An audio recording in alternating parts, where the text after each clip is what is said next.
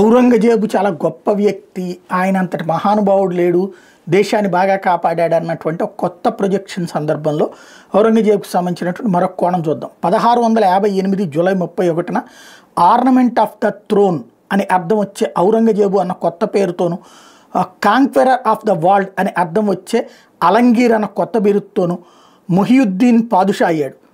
మా తండ్రి గారు నేను పైన ఉండి సమర్థవంతమైన పద్ధతిలో పరిపాలిస్తూ రాజ్యపు ఆదాయం నుంచి కొంత మాత్రమే తీసి వనరులు సమకూర్చి పెడితే తను కింద ఉండి చేసిన యుద్ధాల్లో గెలవడం, వాడికి సమర్థతను కట్టబెడితే తను స్వయాన పరిపాలిస్తూ చేసిన మూర్ఖపు యుద్ధాల సంపాదన హరించి శత్రువులు పెంచాయి. 89 ఏళ్ల పాటు బతికిన ఔరంగజేబు తన మత పిచ్చితోనూ యుద్ధోన్మాదంతోనూ 1526 నుంచి 1658 వరకు నిండు కొండలా తొణికినలాడినటువంటి మొఘల్ సామ్రాజ్యాన్ని తను చచ్చిన 50 ఏళ్ళు కూడా దాటకముందే కుక్కలు చింపిన విస్తరయ్యేలా చేశాడు. 1666లో తప్పించుకుపోయిన శివాజీ తన అహాన్ని దెబ్బకొట్టడంతో పంతంతో చేసిన యుద్ధాలకు మరింత ఖర్చయింది. అయినప్పటికీ శివాజీ లొంగిరాక సంధి చేసుకుని మిగిలిన వాళ్ళకి అలసైపోయాడు. ఔరంగజేబు 1707లో వీడు చచ్చి వీడి కొడుకు తఖ్తు ఎక్కే నాటికి ఆ ముయజ్జంకే 65 ఏళ్ళు. కొడుకులకి వయసు రాగానే పెళ్లి చేసి ఆస్తులు పంచి పెత్తనం అప్పగించిన తండ్రుల్ని, ఇనపెట్టిలంటే డబ్బుండి కూడా కడుపు కట్టుకుని బతికే పరమలోబుల్ని, ఒరే వీడు ఔరంగజేబురా అని వెక్కిరించి నవ్వుకోవడానికి తప్ప ఎందుకు పనికి రాలేదు ఔరంగజేబు. ఎంత చెత్త బతుకు వాడిది. శివాజీ మహారాజ్ కన్నా మా వాడిని ఎక్కువ ఏడిపించింది గురు గోవింద్ సింగ్.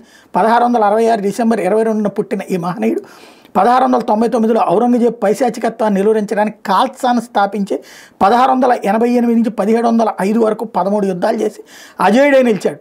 1705లో ముక్సార్ యుద్ధం తర్వాత నాందేడ్కు చేస్తున్న ప్రయాణంలో మరుసటి యుద్ధానికి వ్యూహం రచిస్తూ పక్కనున్న దయాసింగ్ను, how do you now want that Auranga the emperor of India to be killed by a arrow in the battle or by the tip of the mighty కలాం అని అడిగాడు. దానికి Daya Singh, we had many battles now, better to kill him in writing అని జవాబు చెప్పాడు. అప్పుడు మహామేధావి గురు గోవింద్ తన బుద్ధికి పదును పెట్టి రాసిందే జఫర్నామా. ఇది కీలకమైనటువంటిది. ఖురాను సూక్తులను ఉదహరిస్తూ ఔరంగజేబు లాంటి మూర్ఖుడికి కూడా వాటిని ఎలా అర్థం చేసుకోవాలో అలా అర్థమయ్యే రీతిని వ్యాఖ్యానం చేస్తూ రాసిన ఆ మహాకావ్యం దెబ్బకి జడుచుకున్న ఔరంగజేబుకు తల తిరిగి ముద్ద నోటికి వచ్చింది. చిన్నప్పుడు తాగిన తల్లిపాలు గుర్తుకొచ్చాయి, మర్చిపోయిన గురువులు నేర్పిన నీతి పాఠాలు గుర్తుకొచ్చాయి. బెంగతో భయంతో కక్కటిల్లిపోయి మంచం పట్టాడు. రాచెత్తిండి తిని పెరిగిన ఒంట్లోని కొవ్వు మతపిచ్చ వాళ్ళకి రగిలిన తల్లోని అగ్గి కరిగి కరిగి చల్లబడి I came alone, I go as a stranger, I do not know who I am nor what I have been doing, I have sinned terribly and I do not know what punishment awaits me, I entirely lacked in rulership and protecting the people, my precious life has passed in vain, God is here but my dimmed eyes do not see his splendour అని ఒక ఏడుపు కొట్టు ఉత్తరం రాసి చచ్చాడు.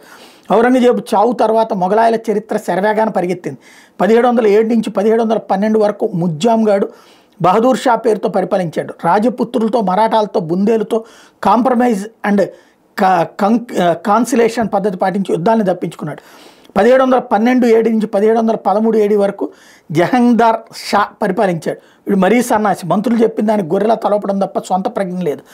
1713 AD నుంచి 1719 AD వరకు Farooq shear పరిపాలించాడు. వీడు మరీ సన్నాసి, సయ్యద్ బ్రదర్స్ పెత్తనం కింద కుక్కలా పడి ఉంటాం తప్ప స్వంత ప్రజ్ఞ లేదు. కాస్త రోషం పొడుచుకొచ్చి తలెత్తేసరికి సయ్యద్ బ్రదర్స్ కుర్చీ నుంచి దించేశారు. 1719 నుంచి 1748 వరకు మహమ్మద్ షా పరిపాలించాడు.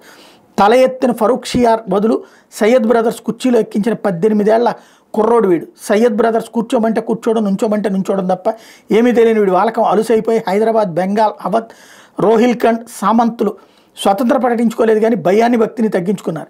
1748 ఏడి నుంచి 1754 ఏడి వరకు అహ్మద్ షా పరిపాలించాడు. 1739లో నాదిర్ షా దెబ్బకి సయ్యద్ బ్రదర్స్తో సహా మొహమ్మద్ షాకి కుదేలే కోహినూర్ను నెమలి సింహాసనాన్ని పోగొట్టుకుని ఢిల్లీ నగరం పొలిమేరలో కుచించుకుపోయినటువంటి మొఘల్ సామ్రాజ్యపు సింహాసనం మీద బిక్కుబెక్కుమంటూ కూర్చుంటున్న అనామకుడు వీడు. 1754 ఏడి నుంచి 1759 ఏడి వరకు అలంగీర్ II పరిపాలించాడు. కోహినూర్ను నెమలి సింహాసనాన్ని పోగొట్టుకుని ఢిల్లీ నగరం పొలిమేరలో కుచించుకుపోయినటువంటి మొఘల్ సామ్రాజ్యపు సింహాసనం మీద బిక్కుబిక్కుమంటూ కూర్చున్న అనామకుడు. 1806 ఏడి నుంచి 1837 వరకు అక్బర్ II పరిపాలించాడు. మొఘల్ సామ్రాజ్యపు సింహాసనం మీద బిక్కుబిక్కుమంటూ కూర్చున్న అనామకుడు. 1837 నుంచి 1857 వరకు బహదూర్ షా II పరిపాలించాడు. కోడిక పోయి కత్తి వచ్చే డామ్ డామ్ డామ్ అన్నట్టు వచ్చిపడిన కొత్త దొరల మీద తిరగబట్టడం కోసం భారత సైనికులు మొఘలాయి వంశం మీద అభిమానం కొద్దీ ఉత్సవ విగ్రహం హోదా ఇస్తే పుచ్చుకుని ముడుచుకుని మూల కూర్చున్న మూడుగాళ్ల ముసలాడు వేడు. కొత్త దొరలు తిరుగుబాటుని అణచివేయడంతో కొండనాలికి ముందేస్తే ఉన్ననాలికి ఉన్నట్టు జైలు పాలే కొంతకాలం తర్వాత వీడికి ప్రాప్తించిన దిక్కులేని చావుతో మొఘలాయి వంశం కథావశిష్టమైపోయింది. సకల ప్రాణుల్ని ఒక్క రీతిని చూడగల మితమైన మతమే ఎల్లరికో హితం అనేది వ్యాస పరాశర అది విద్యారణ్య పర్వంతో ఉన్న ఆచార్య పరంపర పాదాల మీద ప్రమాణం చేసి 3 కాలాలను ముడివేసి చూడగలిగిన నేనేం చెప్తున్న పరమ సత్యం ఇది. సత్యమైందో అదే శివమైనది అవుతుంది, ఏది శివమైందో అదే సుందరమైనది అవుతుంది అన్నటువంటి లెక్క చెప్పుకొస్తున్నారు.